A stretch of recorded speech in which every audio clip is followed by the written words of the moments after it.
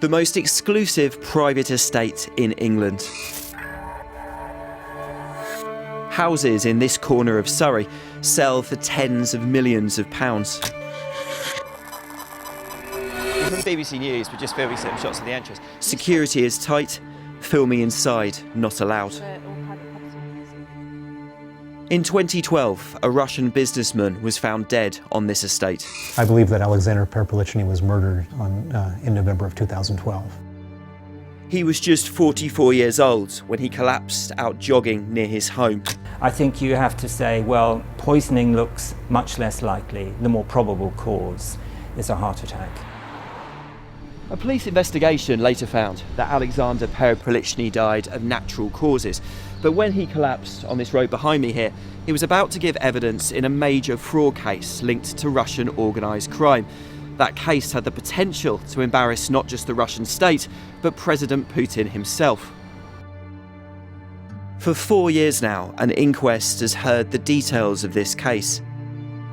Now a judge must decide if he was another victim of Russian poisoning on British soil.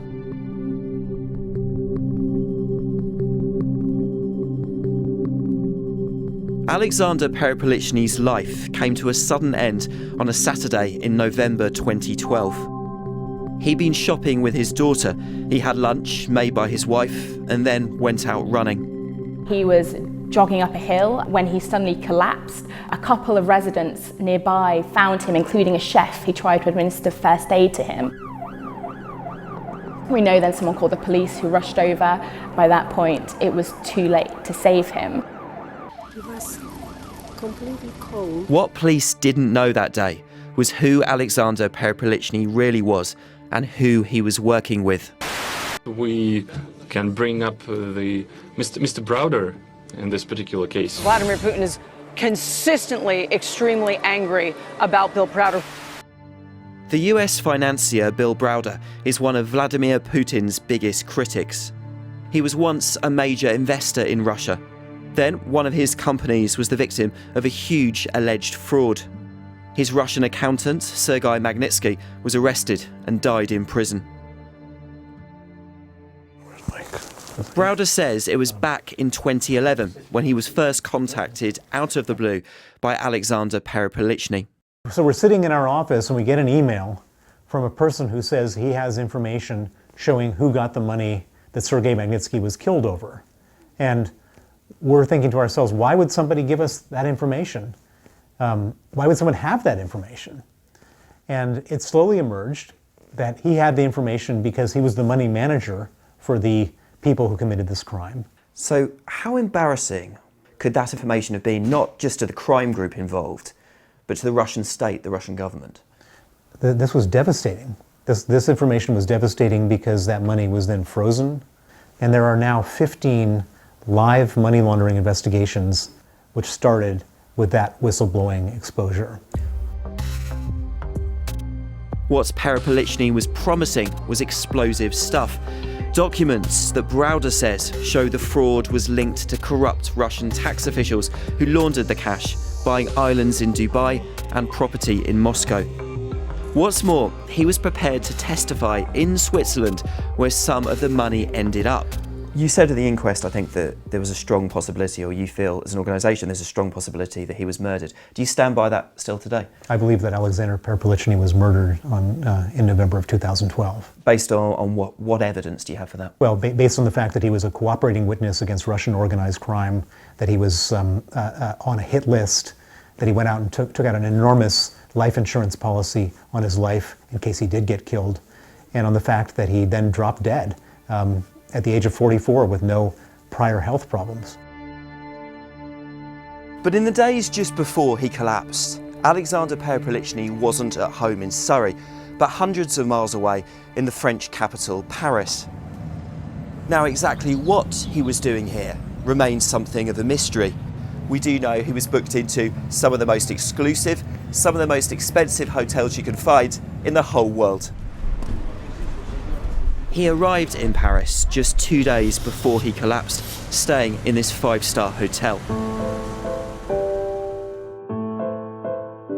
Around lunchtime that day, he was joined by a 22-year-old Ukrainian designer.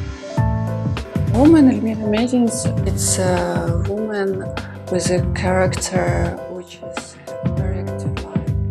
So Elmira Medinska runs a high-end fashion design business in Paris, and she met Alexander Perepilichnyy, she said, through a dating website. She said she hadn't known him very long, but that he would fly over for weekends and take her out. Elmira Medinska was never interviewed by Surrey police. The details of what happened in Paris only came out much later when she spoke to BuzzFeed and then the inquest into his death. We discovered that they'd spent time shopping, and she said during his time in Paris, he wasn't quite with it, he was worried, he seemed off. She later said they spent their last evening together at this sushi restaurant. He told her the food tasted strange and sent the dish back. When they returned to their hotel, he was sick 3 times in the bathroom. He spent the whole night throwing up, and that was the night before he died. So obviously, this witness, Elmira Medinska, was key to understanding what happened, yet the British police failed to interview her despite knowing of her existence. But if there was a type of poison in Alexander Perepilichny's body, it had proved difficult to find. Specialists in plant toxins were brought in, and someone from the Defence Laboratory Portoned down. But after many false leads, in the end, no poison was ever detected. Finding a toxin. We showed the inquest testimony to one of the country's leading toxicologists. He said, based on that, a natural death does look more likely than murder. It's going to be very difficult to completely eliminate any poisoning from a case like this. I think what you have to do is look at the most probable explanation, and in this instance a heart attack, I think, fits the bill. It's a natural occurrence. It's someone who's overexerted themselves, and it's not uncommon that, you know, a mid-40-year-old individual, if he hasn't maybe done a lot of sport or something, has gone out for a run, it's just overexertion, and that's brought on a heart attack. How much importance can we attach to the fact that he was apparently sick repeatedly the night before he died? He had seafood or fish in some way, and it's well known that seafood is the cause of people being sick. It could just be a coincidence. A coincidence in one sense, yes, but and unrelated to his subsequent death the next day, if that's what you mean. But because they didn't know Alexander Perepilichny's background, the British police didn't immediately treat this case as suspicious. That meant key evidence, including his entire stomach contents, were flushed away before they could be fully tested. The loss of those organs, stomach and gut, is really quite important because it might tell you much more about recent ingestion, and that would be crucial for a case like this. So it could have been very important if they'd managed to keep hold of that substance. Yes, it could have been. Whatever the cause of death, critics point to other mistakes made in this case. Phone messages were not checked, CCTV was deleted before it could be viewed, police lost all the data they copied from a family laptop.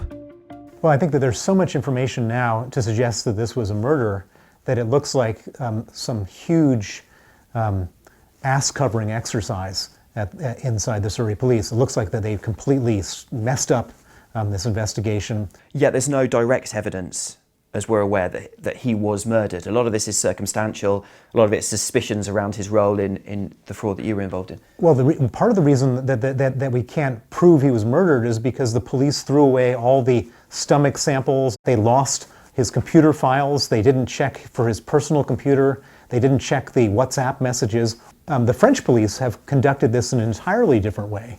I was invited to give evidence in Paris to the murder squad in Paris, and I sat down with them for an interview that I thought was going to last 2 or 3 hours. It was an 18-hour interview in which they clearly had looked at every possible circumstance connected to his situation, and that showed me what a real murder investigation looks like. Surrey police said it would be inappropriate to comment before the end of the inquest, but giving evidence, the lead detective defended the investigation as appropriate and proportionate. He said ultimately there was no evidence of murder. and others, including his wife, are convinced he died of natural causes. It may be that 6 years on, it's impossible to know for sure. In 2017, US intelligence sources told BuzzFeed and the BBC they believed Alexander Perepilichnyy was assassinated. Then, just 2 weeks ago, the Home Secretary successfully blocked his inquest from revealing in public if he ever had contact with MI6 or the security services. That decision was made on national security grounds. Do you have faith in this inquest as it is at the moment to get to the truth, or do you feel that there needs to be, as some people have said, a public inquiry into this case? I think that the coroner is quite competent judicial official, and there's been some quite tough questions asked, but there's so much information that's still not been ventilated, so many requests that we've made for further investigation actions which have not been approved, that it would be much better if this was a public inquiry. I mean, how many Russian deaths or Russian assassination attempts need to happen before everybody wakes up to it? For the moment at least, that public inquiry, which would have far more powers than an inquest, looks unlikely. A recent government review into this case, and 13 others like it, found no need to go back and reopen any investigation.